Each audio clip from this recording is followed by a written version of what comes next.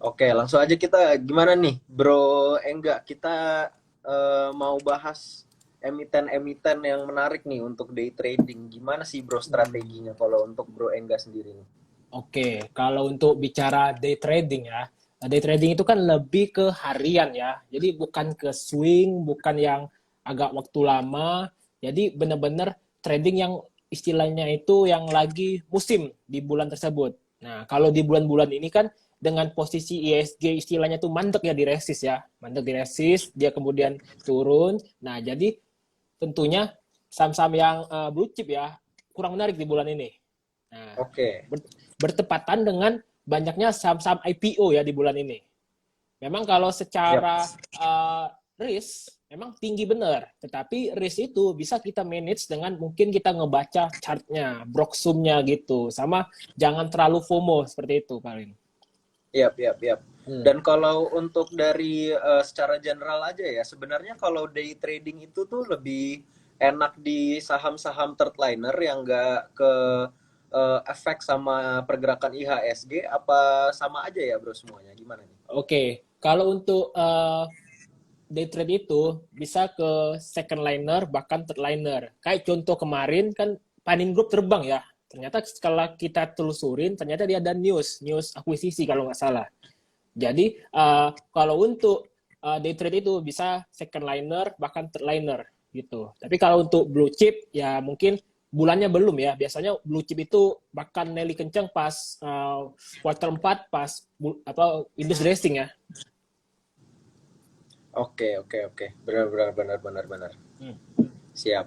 Dan kalau untuk Bro Engga sendiri boleh sharing sedikit nggak nih? Kalau misalnya untuk screening saham-saham yang pengen di day tradingin itu langkah-langkahnya gimana sih, Bro? Oke, kalau untuk langkah-langkahnya, pertama jelas nih, ini kita pas posisi market close, yang kuperhatikan misal nih, top gainer, volume, ya pokoknya saham-saham yang naik hari ini, tapi naiknya disertai volume. Kayak kemarin nih, kan dari swing trading itu juga menyediakan grup free ya, grup free yang kerjasama dengan Sukor Sekuritas. Jadi kemarin aku bilanglah ke teman-teman, misalnya untuk analisa saham kayak karya sama cash. Nah, jadi kalau dari karya pribadi, aku bilang ke teman-teman, misalnya aku tarik broksumnya dari tanggal 28 Juli ke kemarin lah ke 22 Agustus. Misalnya kita bentar saya buka dulu di broksumnya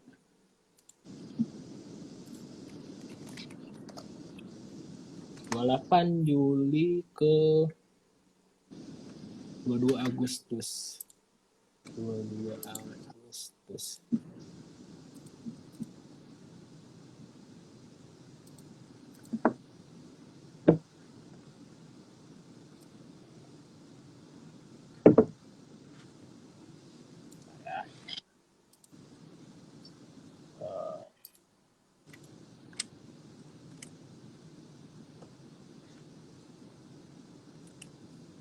Volume by volume.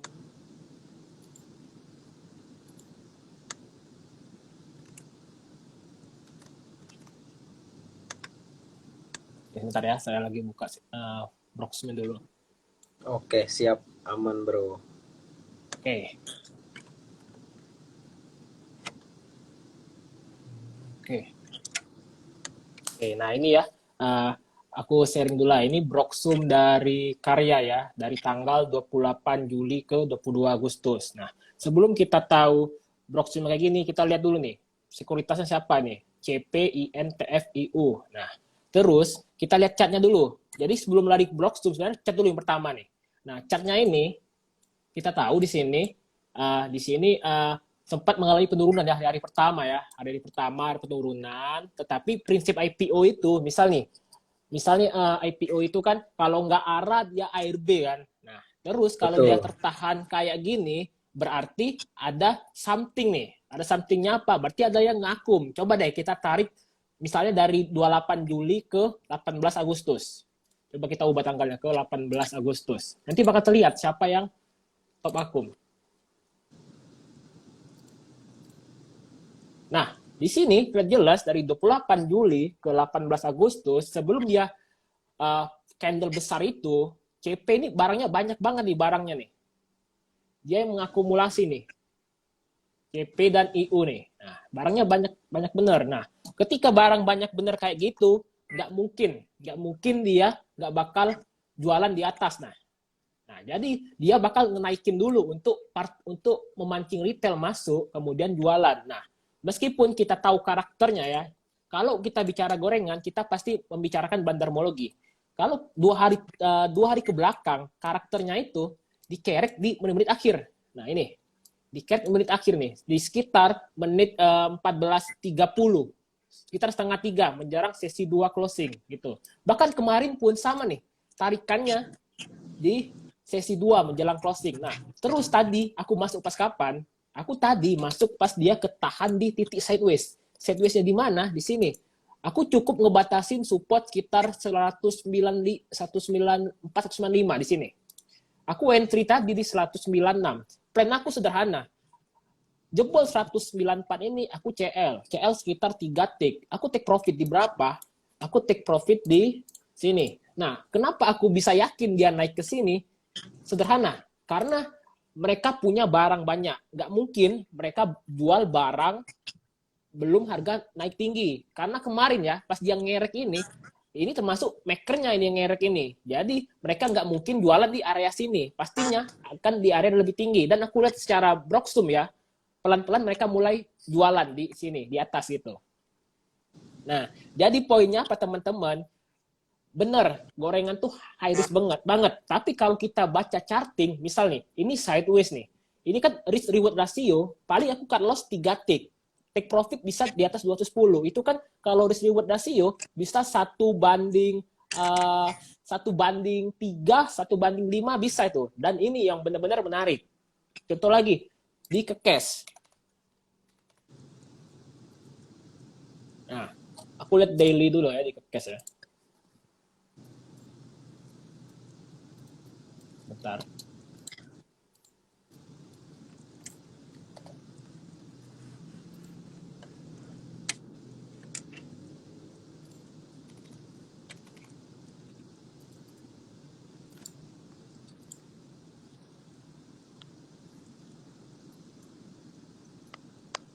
Nah, ini chart yang apa? Ini chart yang secara tren dia tertahan. Misalnya hari pertama nih. Hari pertama itu dia mau ARB. Tapi dia nggak ARB nih. Jadi closingnya aneh. Kenapa aku bilang aneh? Antara nggak ARA dan ARB. Biasa kan kalau saham IPO ya, kalau nggak ARA ya ARB ke bawah. Dan ini dibuat kayak sideways kayak gitu. Mungkin bisa ditambah pattern, tapi kalau pattern menurut gue di gorengan nggak efektif ya. Jadi kita lebih membaca pola chartnya. Nah, pola chartnya ini cenderung kayak mau naik kayak gitu. Ditambah kemarin itu sempat breakout, tapi dia gagal. Lalu ketahan di 138. Dan hari ini dia berhasil closing di atas 138. Bahkan kemarin dia closing di atas candle high kemarin kayak gitu. Nah, tipe-tipe saham kayak gini kau perhatikan. Kenapa? Dia kan trennya itu trend up. Jadi kalau untuk day trade pasti enak. Pasti enak banget.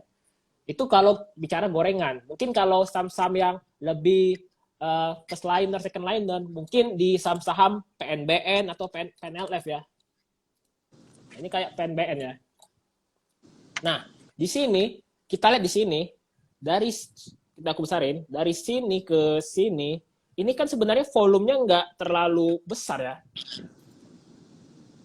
Volumenya kecil bener deh. Nah, volumenya cuma sebatas ini. Yang terakhir itu besar itu kalau nggak di sini di bulan Juli. Nah terus tiba-tiba kemarin ada volume nih. Nah ada volume kayak gini berarti pelaku pasar rame di sana. Nah bayangin dari 1.500 hampir ke 1.900 itu sekitar 20% lebih untuk saham second liner atau menjelang ke blue chip ya. Itu sesuatu yang luar biasa untuk PNBN. Nah kalau tipe-tipe saham kayak gini untuk day trade itu enak banget. Jadi sebenarnya apa yang kita incer day trade? Yang kita incer itu range lebar itu kita manfaatkan peluangnya untuk meraih cuan. Misal kenaikan sahamnya 20%. Kita ambil 3-4% itu udah menarik. Kenapa aku menarik? Sehari itu 4% bagi seorang day trade besar bener itu. Kan kalau scalping mungkin ambil 2 tik, 3 tik, 1%, 2% kan. Tapi kalau day trade, kalau kita ambil 4% tuh gede banget gitu. Jadi itu yang ngebedain scalping sama day trade, dan beginilah cara aku analisis selain dari running trade ya. Jadi yang ada volume ini ku pantau nih, ini volumenya dia meledak ya. Jadi lebih ke seperti itu cara aku menganalisis day trade gitu. Oke, siap. Jadi untuk recap sedikit, salah satu yang paling penting yang kita perhatiin itu harus ada volumenya ya, yang paling awal Ya ya. benar. Harus ada volume, lalu brokersamnya juga harus kita lihat siapa yang mengakumulasi ini. Nah, untuk broker summary-nya sendiri, nah aku juga mau nanya nih untuk Bro Engga, ada nggak sih, ada bedanya nggak sih kalau misalnya dari broker summary-nya itu, misal contoh lebih retail yang mengakumulasi, contoh seperti YP atau CC, itu kan lebih cenderung ke retail ya. Kalau Ya mereka benar. yang akumulasi, itu apakah lebih menarik, apa lebih cenderung untuk diguyur oleh broker-broker yang lainnya nih? Oke, jadi kalau misalnya kita berbicara broker summary, mungkin teman-teman bisa ambil case saham Match. Match itu dari tanggal 19 ya, apa 20, itu broker summary-nya itu retail semua itu. Nah, itu berarti dia siap-siap mau diguyur ke bawah. Dan benar hari ini ARB. Sebentar, saya bukakan Roxum-nya. Saham apa tadi bro? Mets ya? Mets. Ya, Match. MEDS. Ya. Kelihatan kemarin, sorry, tanggal 22. Kelihatan benar, dia retail, udah partisipasi berarti. Nah.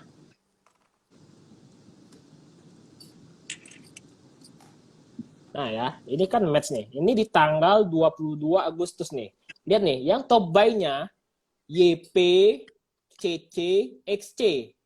Dan itu benar-benar sekuritas retail. Mirai, Mandiri, Ajaib. Dan kita lihat dulu posisi chartnya kemarin gimana. Ternyata kalau kita cek posisi chart, ternyata dia sempat ke 500-an dan ngebentuk, aku bilang ini candle nggak ada kepastian ya. Karena di sini dia body cuma di tengah. Ini berarti mulai ada taking profit di area 500. Dan benar di hari ini dia ARB. Nah, jadi teman-teman, kalau untuk ngebaca Broxum, hindarin kalau udah di area pucuk itu ada retail yang masuk. Bahkan top buy-nya retail. Berarti itu barang-barang bandar udah mulai didistribusikan oleh bandar gitu. Jadi mereka udah mulai distribusi nih kepada retail kayak kita gitu. Nah, jadi kalau saran aku kalau misalnya udah di pucuk gitu, kalaupun paksa entry, benar-benar harus disiplin lah. Jangan ambil range yang lebar, apalagi kita tahu kemarin Broxum-nya itu retail. Bahkan kalau kita lihat chart ya, dari area breakout ini, ya aku bilang ini ada breakout-nya ini. Meskipun breakout yang kecil ya di sini. Nah, ini area sekitar 228 ke 500 itu sudah 100%. Nah, kalau teman-teman masuk di atas 450 dan teman-teman berpikiran ini bakal bisa ke 700, 800, itu salah besar karena kenaikan awalnya dari 100%, dari 228. Bagi maker itu udah kenyang banget itu. Nah, jadi kita retail, kita nggak sepatutnya serakah di mana kenaikannya udah terlalu tinggi seperti itu. Betul. Berarti kita harus perhatiin juga ya average price dari broker yang akumulasi itu berapa ya? Ya, Dan kita benar. harus antisipasi mereka akan take profitnya di berapa persen biar kita nggak kena ikut guyur gitu jadinya ya. Betul. Oke, siap. Untuk teman-teman yang punya pertanyaan boleh juga nanti dimasukin kolom komentar. Nanti akan kita bahas satu-satu ya teman-teman ya. Kalau bisa dimasukin kolom komentar biar lebih terorganize dan gampang dilihatnya. Soalnya kalau di live chat kayaknya akan banyak yang tenggelam nih teman-teman. Oh iya, tadi ada yang nanya nih. Untuk Bro Engga, sedikit pertanyaan mengenai analisa cara baca bid offer nih Bro. Misal nih, ada case kita ambil saham contoh BEPS gitu ya. Misal di bidnya dia ada tembok bid 10.000 rata. Dari 5 tick 10.000 semua. Dan Hmm. di offernya itu mungkin cuma 1.000, 2.000, 3.000. Nah, kalau dari Bro Engga sendiri ini melihatnya nih, kalau misalnya dari sudut pandang awam ya, misalnya ini kan kelihatannya sepertinya kayak buying pressure-nya kuat banget ya. Ya, Tapi apakah ini sebenarnya rawan diguyur apa gimana nih sebenarnya? oke. Jadi itu kalau ku bilang ya, dengan susunan bid yang rata di sebelah kiri, bahkan nilainya 1:10 ya sama over, nah itu biasanya fake bid. Kenapa aku bilang fake bid? Biasanya dia dibuat susunan rata. Misalnya kiri berderet nih 10.000, misalnya 10.100, 10.400, atau 11.000, 12.000. Itu sebenarnya ada yang nembokin dengan lot besar kayak gitu. Dan ketahuannya di mana sebenarnya bisa kita contohin di hari ini di saham Siko. Siko tuh sama posisi bid overnya. Nah, terus yang bakal jadi waspada teman-teman, kalau misalnya dia diguyur itu dengan sistem langsung haki ke bawah. Sebentar ya, aku liatin chartnya. Nah, ini awalnya dia posisi bid overnya itu ya seperti Bro Emir bilang. Nah, tapi kalau dari chart 1 menit dia bakal ketahuan, dia bakal nanti pakai tangga istilahnya. Ini dia ngebentuk di menit, dia tangga nih. Tangga, terus diguyur ke bawah. Dinaikin lagi, diguyur lagi. Nah, bayangin kalau kita day trade, misal nih, ini kan candle merah, dari 163. 163 ke 156 ini terlalu dalam ini. Jadi kalau teman-teman ketemu saham yang kenaikannya anak tangga kayak gini, dia pelan-pelan naik tangga, terus turun pakai lift, ini sebenarnya saham yang Bro Emir bilang, dia bidnya itu disusun tebal, over tipis. Banyak contohnya kayak Siko, terus MTWI, Bapa. Nah, dia cara ngegorengnya kayak gini. Nah, kalau tipe-tipe saham kayak gini ya, aku pribadi dari watchlist aku sih udah aku buang ya. Paling kalau mau iseng masuk, main aja lot kecil gitu. Karena kalaupun teman-teman pakai stop loss, nggak bakal kena di sana. Justru bantingannya yang lebih seram. Bahkan 2019 ya, ada saham ya dulu melegenda di Formula kayak Posa W itu fake bidnya. Kalau Bro Emir bilang bidnya 10.000, offernya 1.000, ini fake bidnya itu ratusan ribu. Offernya tipis-tipis, cuma puluhan ribu. Nah, dinaikin pelan-pelan sampai suatu hari pas harganya udah tinggi, langsung dibanting ke dasar. Itu dibantingnya itu, langsung ke bawah. Bidnya hilang semua, nggak ada. Bahkan stop loss pun aku jamin nggak bakal kena. Kenapa? Karena fake bidnya hilang. Gimana coba mau stop loss gitu? Dan kalau tipe-tipe karakter kayak gitu, itu mesti berhati-hati teman-teman. Itu salah satu sisi gelap lah di dunia bandarmologi. Jadi kayak gitu lebih hati-hati teman-teman.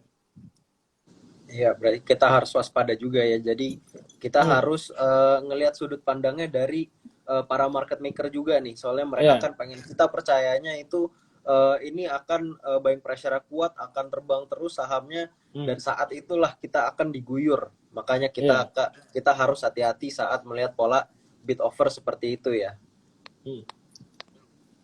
Nah, ada juga nih yang nanya, kalau untuk Bro Engga sendiri ini day tradingnya biasanya itu beli pagi jual sore atau beli sore jual pagi ini?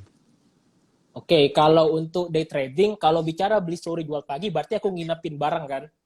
Nah, aku tergantung sih tentatif gitu. Misal ada suatu saham misalnya ada chance untuk naik besoknya, itu aku hold. Aku pernah mencoba di waran ya, tapi teman-teman nggak usah di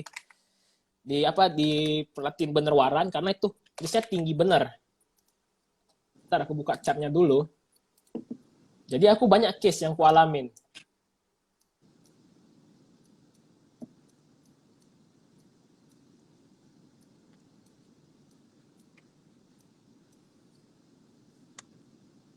Oke, nah di sini kan ini waran ya. Di sini aku merhatiin pas candle yang jarum ini. Ini AMMSW. Kalau teman-teman cek broker summary, di sini ada underwriter-nya ngumpulin. Bahkan ketika ada guyuran ini, underwriter-nya belum jualan. Nah, aku masuk di berapa? Aku masuk di sini, di 20. Ketika harganya itu di menit, dia cenderung sideways, 19.20, 19.20. Memang secara gorengan itu kasar banget. Pasti kita tahu waran bisnya tinggi benar. Tapi di sini yang jadi poin aku, ini candle jarum. Tetapi candle jarum ini dibalas dengan candle hijau. Berarti dia ada pressure tekanan itu masih naik. Biasanya kan kalau candle jarum, besoknya itu merah. Berarti udah selesai. Kenapa bilang udah selesai? Karena ini orang-orang pada take profit, ternyata masih dibuat hijau. Nah, di sini aku masuk di 20.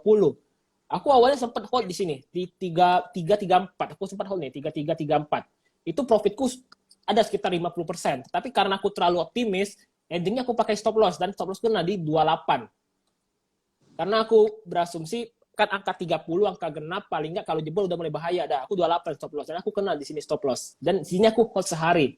Nah, kalau aku ketemu momen-momen kayak gini, aku berani hold. Tetapi kalau misalnya ibaratnya aku nggak megang data ya, ini datanya aku dapat karena ada underwriternya yang akumulasi di sini. Kalau ada yang akumulasi, aku berani hold. Tetapi kalau misalnya aku nggak megang data kayak gitu, aku mending ku buang.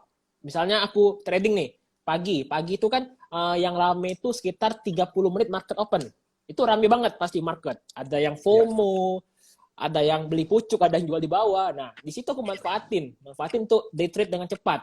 Kalau pagi itu biasanya ya bisa dapat gain yang lumayan kalau pagi. Ditambah seterusnya mulai jam 11 itu mulai rame lagi. Kayak contoh tadi di Karya itu dia mulai dikerek sekitar 10:30.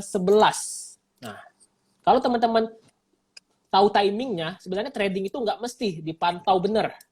Dia ada waktu dia mulai digoreng. Teman-teman bisa cek di Karya di menit, dia mulai dikerek 10:30 lewat 5 menit, 10:33. Nah, itu berarti mulai rame lagi market. Jadi ada timingnya gitu. Itu 10:30 sampai jam 12. Kemudian, 10:30 sampai 11:30 sesi 1 ya. Terus sesi 2 itu full gitu. Bahkan Karya tadi sesi 2 sempat ke 230, meskipun aku nggak berhasil take profit di sana. Aku TP di sekitar 216, 220. Jadi lebih ke waktunya teman-teman dipahami. Dan kalau aku bicara beli sore jual pagi itu hampir jarang benar. Karena sekarang market kayak nggak merespon gitu untuk beli sore jual pagi gitu. Karena kan misalnya beli sore nih, taunya paginya dibanting. Nah itu pasti kita kena mental gitu. Mau nggak mau kita cut loss. Taunya dinaikin lagi siangnya kayak gitu. Benar. Jujur aku sendiri udah pernah ngerasain tuh kayak gitu. Udah pengalaman. Kena mental di bawah, habis itu udah cut loss baru dinaikin lagi. Iya, betul. Nah, untuk mungkin kita boleh bahas timing masuk lagi lebih dalam lagi nih. Ada nggak sih Bro Engga nih untuk timing misalnya kayak di sesi 1, apakah kayak sebelum sesi 1 berakhir itu lebih baik untuk masuk, atau misalnya di akhir sesi 2 kalau kita lihat seperti yang tadi Bro Engga udah tunjukin di chart menitannya itu ada yang narik, apakah itu jadi lebih menarik untuk kita entry di akhir-akhir sesi apa bagaimana nih? Oke, tentunya kalau logikanya seperti ini teman-teman. Kita ambil contoh Karya ya, kemarin yang di hari Senin dia ditarik di 14.40, dia mulai ditarik. Sebentar, aku buka dulu. Nah, ini 14.40 dia mulai ditarik. Nah, 14.40. Logikanya gini teman-teman, dia narik menjelang 10 menit menjelang market closing. Nah, mungkin nggak dia jualan di detik akhir? Nggak mungkin. Kalaupun dia jualan, pasti dikerek sampai menit-menit terakhir di 14.49. Aku jujur, di kemarin itu masuk di 192 atau 193. Aku take profit di 202. Itu dapat sekitar 10 tick. Mungkin teman-teman bilang aku nekat segala macam. Tapi kalau secara analogi ya, dia narik itu ketika posisi retail lagi sepi nih. Mungkin dipikir retail, ini Karya kayaknya ngeprank. Kenapa aku bilang ngeprank? Karena sesi 1 dinaikin 173 dibanting. Menjelang sesi 2 di jam 11 dinaikin ke 173 dibanting lagi. Mungkin retail berasumsi, ini cuma ngeprank doang nih saham. Ternyata di closing ditarik lagi. Nah, kenapa aku bisa tahu pola kayak gitu? Itu pola yang sama terjadi di hari Jumat. Dikereknya benar-benar setengah jam menjelang market closing. Nah, tentunya itu timing secara timing karakter emiten lah ya. Jadi ada emiten yang mungkin nariknya di sesi 2 menjelang closing gitu. Dan nggak setiap emiten sama. Tentunya ini sih lebih ke bicara cara kita mengamati ya, cara kita memanfaatkan momentum seperti itu. Oke, siap. Nah, kalau dari sisi time frame chartnya nih, ini gimana sih kita cara untuk ngedecide apakah kita lebih baik chart 5 menit atau 1 menit, apa 30 menit, apa kayak gimana nih bro? Oke, kalau untuk bicara chart ya, kalau untuk day trade kan ibaratnya tuh ya mirip-mirip dengan scalping. Mungkin kita lebih ngambil range yang lebih lebar. Nah, kalau misalnya untuk day trade, aku lebih senang pakai 1 menit. Sebenarnya sih 1 menit, 3 menit, 5 menit itu sama-sama aja.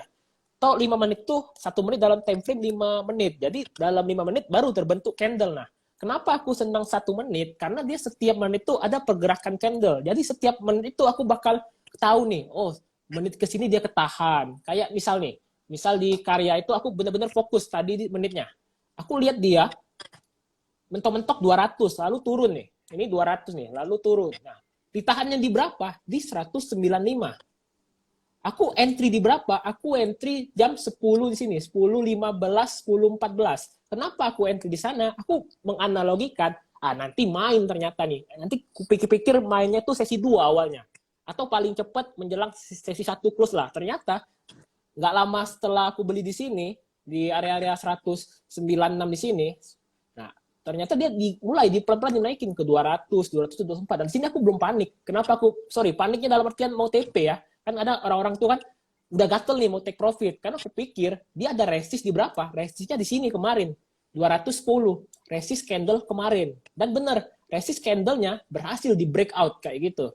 Jadi kita mengkombinasikan sama candle di kemarin gitu. Jadi aku tadi TP di 216, 220, termasuk lebar kayak gitu. Nah, jadi penting untuk memahami pergerakan candlestick di mana ini aku senang banget setiap menit itu terbentuk candle gitu. Dan poin pentingnya sih kalau misalnya dia terjaga berarti ada something. Ini terjaganya itu dekat benar di ARB. ARB-nya berapa tadi? Di 193, 192. Bayangin, dekat-dekat ARB dia nggak kemana-mana. Nah, aku penasaran nih, kenapa ini terjaga? Tapi setelah aku pikir-pikir, karena tarikannya kemarin kenceng, berarti maker nggak mungkin dia buat ARB. Jadi aku berani aja masuk. Tentunya dengan pasang stop loss gitu. Karena gimana pun, kita boleh menganalisa, tapi kita harus realistis gitu.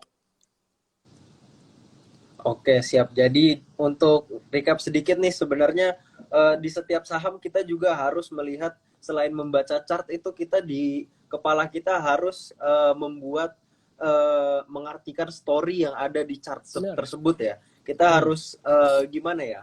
Kita harus melihat apakah psikologis market yang sedang terjadi dari chart-chart dan candlestick yang juga terbuat begitu ya, Bro ya. Ya, betul. Oke, nah kita udah bahas technical cukup dalam nih kayaknya nih. Ya. Mungkin untuk day trading sendiri nih, kalau Bro Engga itu purely technical aja apa juga ada faktor-faktor fundamentalnya nih yang dicampur untuk day trading? Oke, kalau untuk bicara fundamental, tentu pastinya bakal berpengaruh. Sebenarnya teknikal itu duluan merespon, baru ke fundamental. Misal nih, analogi, misalnya ada suatu perusahaan yang bisa dibilang, jelek banget gitu. Pokoknya selama 2021, dia secara EPS ya, earning per share-nya, dia minus terus. Nah, berarti dia nggak cetak laba dong, maka dia rugi. Nah, ternyata selama Q1 dan Q2 2022, dia cetak laba. Contoh deh, saham yang hari ini arah Kars. Mungkin secara news ya, news ada orang-orang A1 lah di sana.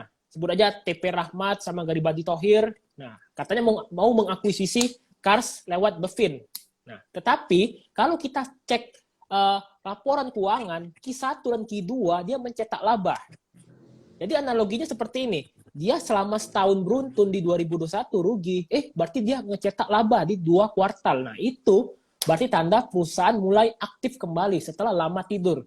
Kemarin kejadian juga. Kejadian di Suli. Suli itu pas uptrend, aku ngecek RTI. Ada something kan nih yang bisa ngebuat dia rally. Ternyata setelah aku cek, dia cetak laba. Dan benar, Suli saat itu sempat ke 100-an, itu di bulan-bulan Maret atau April. Ternyata dia alasannya mencetak laba. Jadi kalau untuk bicara pure technical, enggak. Itu kombinasikan dengan bid offer, volume, terus aku kombinasikan dengan RTI, apakah dia mencetak laba, atau mungkin kepemilikan masyarakat kecil. Tentunya kan saham-saham yang biasanya itu rally kenceng atau bisa beggar, itu biasanya saham-saham yang kepemilikan masyarakatnya kecil. Contoh deh, kayak SNMT. SNMT itu aku pantau dari area 200-an. Saat itu kepemilikan masyarakat sekitar 12%. Dan sekarang rally ke 800. Meskipun aku bukan seorang swing trader atau pencari multi-bagger, Tapi aku lebih, karena aku nggak ada meta seperti itu, jadi aku lebih sering manfaatin trennya aja, jual beli kayak gitu.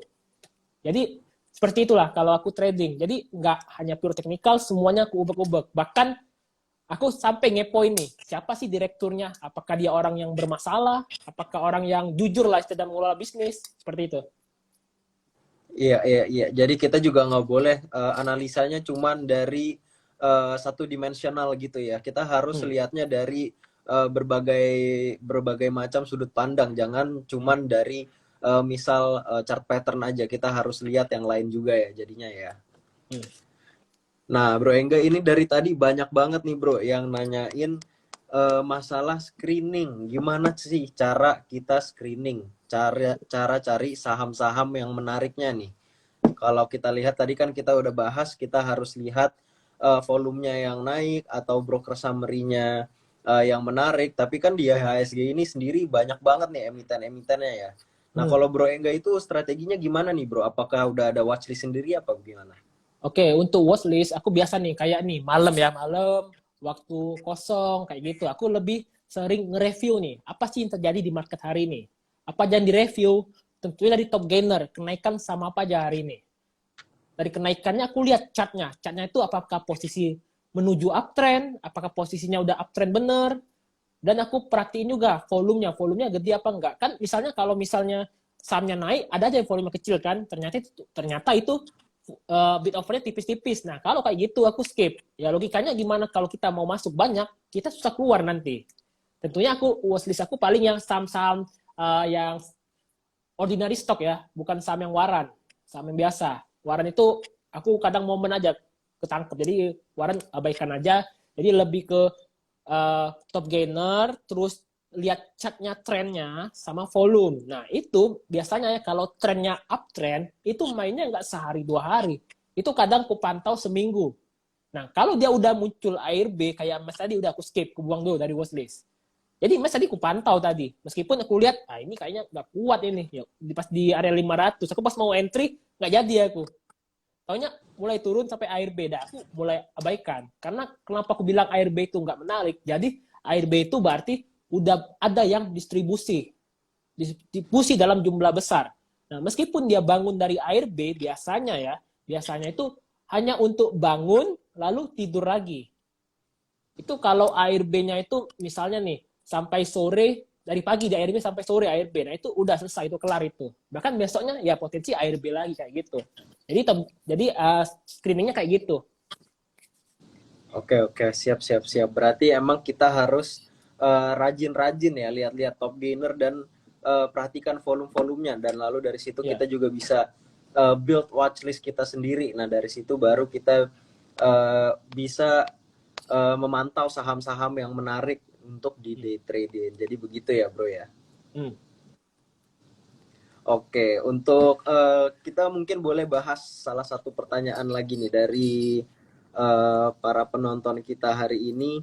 Ada yang minta untuk membahas mana ya tadi, tool dan PNBS Bro, untuk broker summary-nya gimana nih Bro?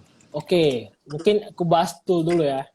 Jadi tool ini sebenarnya udah aku watchlist. Aku udah bilang ke grup Daytrade STI ya. Jadi teman-teman kalau mau belajar boleh nih ke STI, itu free. Syaratnya cuma buka akun Sukor dengan minimal deposit 1 juta. Itu aku yang ngebimbing, aku yang nanti yang ngasih edukasi. Cuma di sana teman-teman kita prinsipnya belajar ya, bukan stock pick, bukan kayak gitu. Aku pengen teman-teman tuh endingnya nanti mandiri trading seperti itu. Nah, kalau untuk tool ya, tool ini aku buka chat dulu. Jadi tool ini udah aku watchlist dari kemarin. Kenapa aku watchlist? Dia nggak ngebentuk lower baru. Di sini. Tentunya kita mesti tahu dulu story-nya apa. Story-nya berarti story-nya kemarin itu ada yang jualan di area arah. Ya kita nggak perlu sebutlah siapa yang kemarin jualan, terus siapa yang cut loss. Nah, yang penting poinnya dia ketan di 130. Nah, kalau mau ambil area-area support boleh 130-an dari 100, sorry, under 140 boleh diambil dengan support 130. Tapi kalau dia nggak bentuk lower baru, mending hindari terlebih dahulu. Tapi kalau dia ketan di 130 boleh diambil. Nah, target kenaikannya ke berapa? Ini ada gap teman-teman. Gapnya di sini. Nah, mungkin dari area sekarang sekitar 20% bisa dapat. dengan area kenaikan sini. Cuma tentunya kita nggak tahu dulu nih, karena hari ini aja closingnya itu kalau aku bilang di atas resist, enggak. Pas benar nih, di resist dia. Karena aku sering pakai angka-angka genap kayak gitu untuk area resist. Kayak 130, 140, bahkan di sini 150 nih. Di sini 150. 151. Nah, ini kemungkinannya ya, kalau nggak sideways, lanjut rally ke sini. Mungkin kayak gitu di analisa tool. Tapi tentunya ini mulai aku masukin watchlist. Kenapa? Karena dia nggak ngebentuk lower baru. Seperti itu. Lower candle baru. Itu kalau tool. Terus tadi di PNBS ya? Betul, PNBS bro. Oke. Jadi kalau PNBS ini kita tahu dulu nih. Ini emiten apa? Ini kan emiten Tanin Group. Biasanya dia itu kompak dengan saham-saham Tanin lain. Kayak PNLF, PNBN. Kalau selama dua raksasa itu, PNBN dan PNLF naik kenceng, dia bakal naik terus. Aku berani yakin kayak gitu. Cuma sebelum kita berbicara PNBS, coba cek dulu kayak PNLF dan PNBN. Jadi kita mesti tahu nih story-nya teman-teman. Nah, kalau bicara ini, posisi PNBN hari ini close. Pas di pucuk resist, pas di mendekati resist nih. Nah, pertanyaannya breakout apa enggak? Kalau dia breakout disertai volume gede, itu menarik. PNBS besok bakal terangkat untuk di hari besok. Tetapi kalau besok dia merah, PNBS bakal ikutan merah juga. Itu kalau kita secara berbicara bandermologi. Biasanya satu grup itu, dia sama satu grup itu. Coba kita cek PNLF. Apakah posisinya sama di resist? Oh, PNLF dia malah balik ke area base. Base di sini. 380 sampai 420. Di sini dia mulai balik. Karena ini area kemarin sempat sideways lama, terus dia turun, ternyata pas turun di sini, ada muncul news akuisisi itu. Dan makanya dia naik lagi ke area base. Paling kalau PNLF supportnya di 380, harus dijaga dulu. Itu. Nah, terus baru kita lihat cek PNBS. Nah, kalau kita mencermati volume ya, volume sebenarnya ada volume di 2 hari belakangan. Nah, di sini sama di sini ada volume. Tapi kalau secara closingnya aku bilang jelek ini. Kenapa jelek? Karena dia nggak close di atas 82. Karena kalau kita tarik ke belakang, nih, ini kan ada nih support-support tersentuh di sini. Ada resist juga gagal jebol. Dan gagal jebol di resist 82. Malah dia cenderung di sini nih, di base yang ini. Hanya sempat bertahan di atas resist ini. Nah, kalau udah di sini, aku bilang sih chance-nya masih ada, tetapi tergantung dengan PNBN dengan PNLF juga. Biasanya kenaikan PNBS ngikutin dengan induk 2 itu. Paling target sih ya berbicara ke area 90-93 lah, target terdekat di sini. Karena ini daerah yang susah bener dijebolin. Bahkan ketika di sini dia nggak mampu bertahan di 90, malah dijebolin ke bawah gitu. Itu paling kalau analisa untuk PNBS ya. Oke, siap. Teman-teman, mohon tunggu sebentar ya. Ini kebetulan HP saya lowbat, mesti di charge sebelum mati. Tunggu sebentar teman-teman, sorry ya.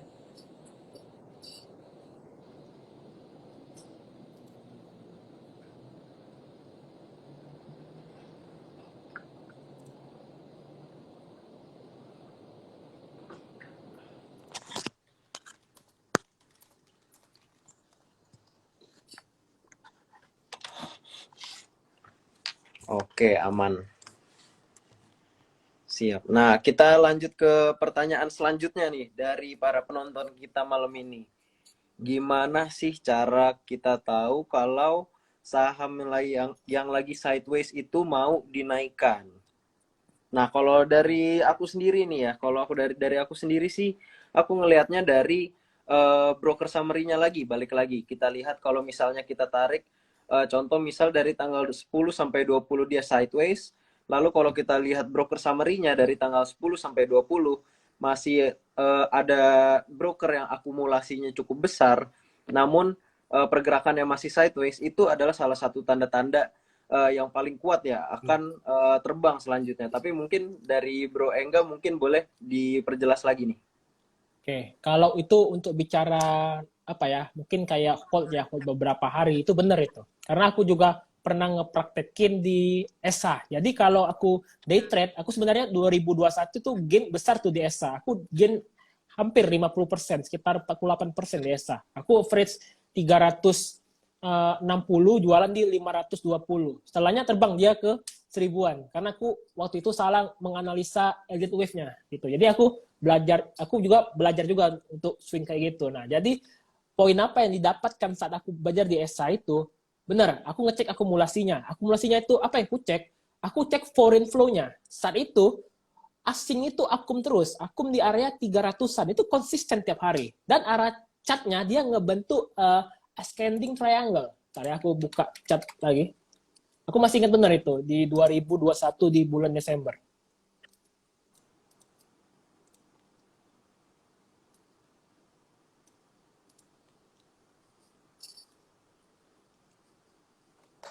Oke, nih, aku akum di sekitar sini, deretan sini aku akum.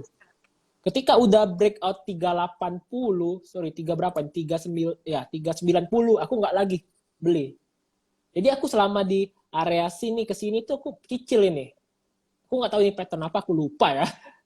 Tapi yang jelas, ini kan, nih, dia kalau kita cek base ya, ini sideways nih. Ke sini-sini aja dia ketahan nih, di area-area sini aja nih. Meskipun sempat dinaikin, lalu diturunin, turun lagi, dinaikin lagi, sideways. Nah, ketika dia break, di situ kencang bener. Aku take profit dia di area-area sini, aku take profit. Di sini aku salah analisa elliott wave. Tapi poin yang aku dapat, kalau teman-teman cek foreign flow, teman-teman boleh cek nih, di bulan November ke Desember itu foreign flow-nya kencang bener. Dan aku asumsi, ini kan SI ini kan saham bagus. Kita tahunya bagus dari mana, aku bagusnya itu dari direksinya. Kita tahu nih, siapa sih nggak kenal Garibaldi Thohir? Itu kan orang-orang terkenal di Indonesia. Nggak mungkin lah asing yang masuk itu asing, bukan. Itu asing asli yang masuk itu. Jadi dengan kita tahu perusahaannya apa, direksinya apa, foreign flow-nya gimana, biasanya saham-saham yang, aku bilang ini saham-saham second liner ya, dia pasti terdampak naik gitu. Jadi benar-benar kita mesti tahu nih, perusahaannya jenis apa. ESA itu kayak gas kalau nggak salah, amonia kayak gitu. Terus direksinya siapa, terus chartnya gimana, ada nggak foreign flow. Nah itu yang bikin menarik. Logikanya gini, ngapain sih foreign flow akum dengan besar, tapi dia nggak jualan di atas. Pastinya dia jualan di atas. Dan ESA sempat lah ke 1000-an, sekarang 1000 ya kalau salah ya. Dan aku menyesal sih jual 500, ini nggak apa-apa, itu lah pelajaran gitu. Itu kalau kita bicara dari point swing. Nah kalau kita bicara dari day trade itu tentunya gini, aku ambil contoh di AHAB. Aku lupa di AHAB tanggal berapa, selama dia kayak karya tadi deh, dia sideways nih di menit. Tapi chartnya uptrend nggak? Uptrend. Nah biasanya kalau sideways dan posisi daily-nya uptrend, dia bakal rally kencang ke atas. Itu poin-poin yang aku bilang gampang ya. Karena pertama kita tahu daily-nya uptrend. Kita tahu Broxum siapa yang masih megang dan belum juaran. Pokoknya Broxum sampai sehari sebelumnya deh, kita cek. Terus pas di menit sideways. Nah, ketika sideways kayak gitu, itu biasanya maker itu nunggu retail itu ngelupain tuh saham. Pas udah ngelupain, mereka jualan. Mereka naikin ke atas gitu. Dan pas mereka naikin, ya biasanya mereka disertai jualan juga. Tapi mereka nggak bakal jualan kalau nggak ada partisipasi retail seperti itu. Jadi poinnya ya mirip-mirip lah. Kalau di day trade mungkin di sideways, tapi trennya uptrend kayak gitu. Oke, siap. Insight-nya luar biasa nih memang dari Bro Engga nih. Nah, kita ada pertanyaan yang bagus juga nih dari Bro Norris F. Haloho. Nah, pertanyaan untuk Bro Engga, gimana money manajemennya kalau HK di satu tick dengan modal 100% untuk emiten tersebut atau tetap antri dan pecah antrian di beberapa tick? Nah, gimana nih, Bro? Oke, kalau untuk bicara money management, sebenarnya itu balik ke mental pribadi masing-masing ya. Sekarang aku bertanya teman-teman, kalau misalnya nih HK di satu harga, turun di satu tick, kira-kira terbayang nggak minusnya berapa? Misal nih, masuk di saham harga 100, masuk ke mungkin sekitar 100 juta. Berarti kalau 100, harga 100 juta itu sekitar 10.000 lot. Nah, itu kalau turun satu tick itu 1 juta. Poin pertama, siap nggak turun satu tick kayak gitu? Kalau nggak siap, kecilin RDN. Karena lebih penting cut loss dengan modal kecil daripada cut loss dengan modal besar. Itu pengaruh benar. Benar, Karena benar, aku benar. pernah kena mental juga lah, karena di 2020 aku sempat loss besar ya, dari 120 juta tinggal 30 juta. Nah, itu pelajaran benar bagi aku. Jadi kalau Iya, nggak kuat pakai dana besar, pakai aja dana kecil dulu. Nggak apa-apa, namanya belajar. Nggak ada yang jago setahun langsung jago, langsung kaya di saham, nggak ada. Itu proses semua gitu. Nah, terus money manajemennya gimana lagi? Bisa nih pakai itu, dipecah harga, dipecah berapa kali entry. Aku di ESA, aku nggak satu harga masuk. Jadi pas di swing itu, aku berapa kali cicil. Itu kalau untuk swing. Kalau untuk day trade, selama sideways ya, sideways kayak di karya tadi, aku masuk di dua tiga harga gitu. Aku masuk di 196, 197, 198. Karena aku berpikir ini udah mulai menarik, bitnya mulai dijaga. Aku berani aja pecah tiga harga kayak gitu. Dan average terakhirku di 196 karena lebih gede di 196 tadi masuk lotnya gitu. Seperti itu. Jadi nggak di mana ya, nggak di karya aja. Kayak ada konten yang aku buat di STI, di AHAP, itu pas sideways itu aku cicil masuknya. Jadi pas sideways aku cicil, kebenaran daily-nya uptrend, nah di situ aku cicil pas sideways 7 menit. Dan setengah jam berikutnya dia naik ke atas itu. Dan itu aku dapat sekitar 10%. Pas hanya nunggu setengah jam gitu. Itu kalau cara aku mecah harga gitu. Tapi kalau misalnya teman-teman yakin naik, boleh aja ke satu harga. Tapi balik lagi, siap nggak menerima loss? Karena di saham ini probability-nya dua, cuan atau rugi. Tergantung teman-teman ada nggak perasaan yap. cut loss gitu. Betul, betul, betul, betul. Hmm. Jadi memang kita harus siapin mental juga ya. Hmm. Dan berbicara mental nih teman-teman, mungkin aku mau sharing sedikit nih untuk teman-teman yang mungkin lagi mengalami loss nih. Sebenarnya secara statistik ya, sepertinya itu hanya dari 10 sampai 20% investor atau trader yang sukses sampai floating profit, dan sisanya itu berguguran saat mereka loss karena perjalanan investor itu ada banyak yang bilang seperti dia bentuknya seperti parabola, dimana di awalnya kita mulai investing, kita mulai trading, tapi ilmu kita kurang. Jadi kita cuman belinya antara pakai feeling atau pakai pom-poman, kita ikut-ikut kata orang. Jadi kita nggak terlalu mengerti apa ya sebenarnya yang kita beli. Makanya itu yang membuat kita loss. Nah, saat loss, eh, mayoritas investor-investor atau trader disitulah banyak yang quit ya, pensiun trading. Seperti Bro Engga sendiri, sepertinya waktu itu udah pernah sharing ya, kayaknya Iya. hampir mau pensiun trading nih, karena Hmm. memang lossnya itu gede banget. Waktu itu Hmm. kalau nggak salah sekitar 80% apa 90% ya bro lossnya? Iya, 80% dari equity. 80% ya? Ya. Iya. Dan itu dimanalah saat kita titik di bawah itu kita paling diuji teman-teman. Hmm. Dan itu kita diuji di mana kita kuat nggak untuk melanjutkan perjalanan kita sebagai investor dan trader, dan bagaimana kita caranya mengasah lebih lanjut lagi ilmu dan kesabaran kita. Dan kalau kita kuat dari ujian tersebut, maka dari situlah kita baru bisa lanjut menjadi investor yang sukses dan akhirnya floating profit seperti Bro Engga sendiri nih ya. Kayaknya memang sudah handal dan sudah matang nih skillnya.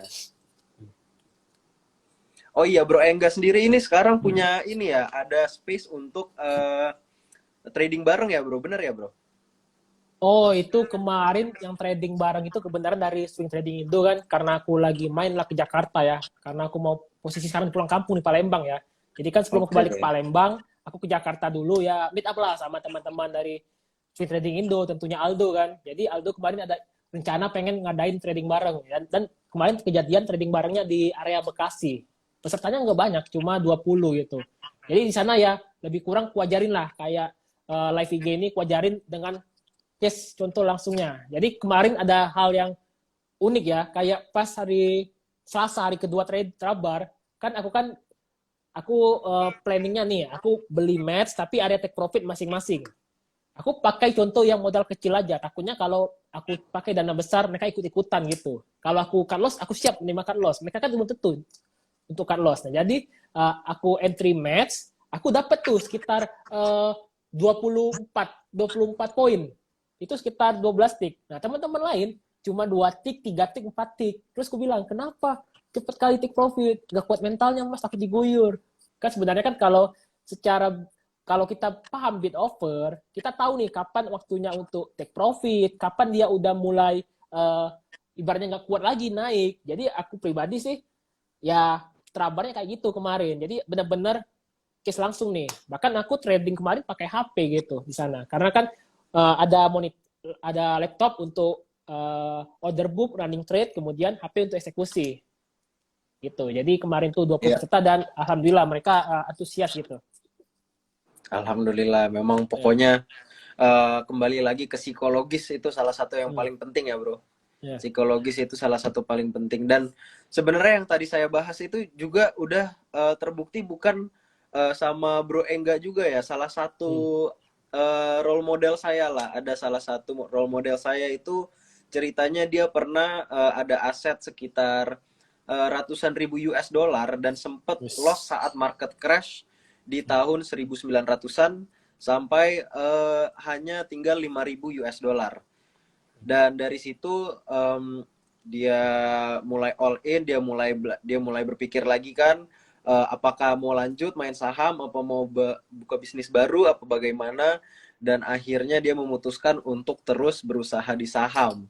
Dan akhirnya alhamdulillah beliau menjadi salah satu manajer investasi di aset manajemen terbesar di Indonesia, yang AUM-nya terbesar ya, aset under manajemennya terbesar di Indonesia sekarang.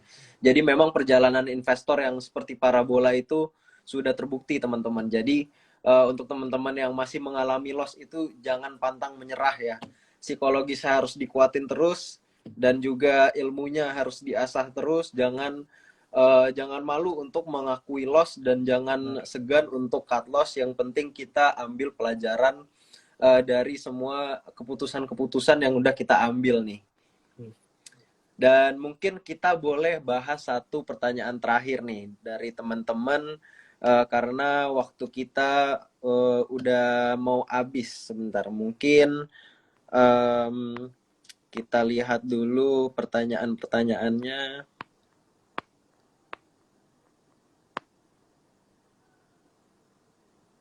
Nah, ada dari Ruli MN. Pertanyaannya, pandangan Mas Engga, kalau pas masuk tiba-tiba saham jadi sideways, cut loss apa ikut kumpulin lagi? Gimana nih Hmm. bro? Pas masuk sahamnya sideways. Jadi posisinya aku udah entry gitu. Yap, dan sahamnya seperti ya umpamanya tidur lah, nggak kemana-mana. Oke, kalau misalnya kita cek dulu volumenya gitu. Karena volume itu menggambarkan transaksi di hari tersebut. Kalau teman-teman prinsipnya mau scalping day trade, volume nggak ada, otomatis dia nggak gerak di hari itu. Tergantung plannya gimana. Kalau misalnya teman-teman swing, tapi teman-teman nggak lihat tuh, oh volumenya sepi, berarti teman-teman akumulasi nggak apa-apa kayak gitu. Jadi itu balik lagi ke planning masing-masing kayak gitu. Kalau aku pribadi misalnya, aku pernah kejadian kan beli saham, ternyata nggak ada volume, ngapain gua masuk kan. Jadi aku langsung kecilin porsi, selagi kalau bisa jualan di hargaku ya, di BOP lah, kalau bisa kayak gitu. Jadi benar-benar balik lagi ke plan, karena gimana pun kita pastilah ada error-error kayak gitu, tapi kalau plannya ada, patuh aja kayak gitu. Oke, siap. Oke, teman-teman, mungkin kita akan penutupan nih teman-teman, karena waktu kita udah mau habis. Semoga hal-hal yang udah kita bahas hari ini bisa jadi daging ya teman-teman, bisa jadi bekal untuk perjalanan investasi dan trading teman-teman ke depannya. Dan aku mau ngingetin lagi untuk teman-teman yang belum punya akun Sukor Sekuritas, bisa langsung daftar di e-form.sukorsekuritas.com, dan kita itu sebentar lagi akan mengeluarkan update besar-besaran untuk aplikasi kita yang mobile. Jadi perhatikan terus di Instagram kita.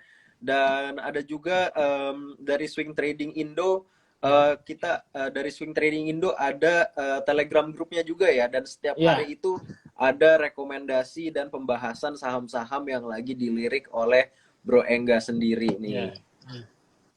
Nanti bisa langsung ke Instagram Swing Trading Indo dan subscribe secara gratis ya bro ya. iya betul. Oke, siap. Jadi teman-teman mungkin dari Bro Engga ada penutupan yang ingin disampaikan? Oke, mungkin kalau penutupan paling ya apa ya buat teman-teman ya jangan kalau yang masih lost jangan berputus asa, jangan nyerah ya karena pelaut handal nggak terlahir di laut yang tenang. Begitupun trader, trader pun nggak mungkin dia tiba-tiba kaya tanpa ngalamin market yang susah, tanpa ngalamin loss, pasti ada semua prosesnya. Jadi ya tetap semangat, jangan berkecil hati ya. Pokoknya usaha terus kita di pasar modal gitu. Oke, siap. Thank you Bro Engga. Jadi thank you teman-teman semuanya udah dengerin, udah join live kita malam ini. Semoga bermanfaat. Thank you juga Bro Engga udah meluangkan Ya. waktu untuk sharing-sharing banyak nih sama kita. Semoga cuan terus, semoga sehat-sehat Amin. dan happy Siap. trading, happy investing, happy cuan Ya. semuanya. Oke. Thank you. Oke, thank you Mir.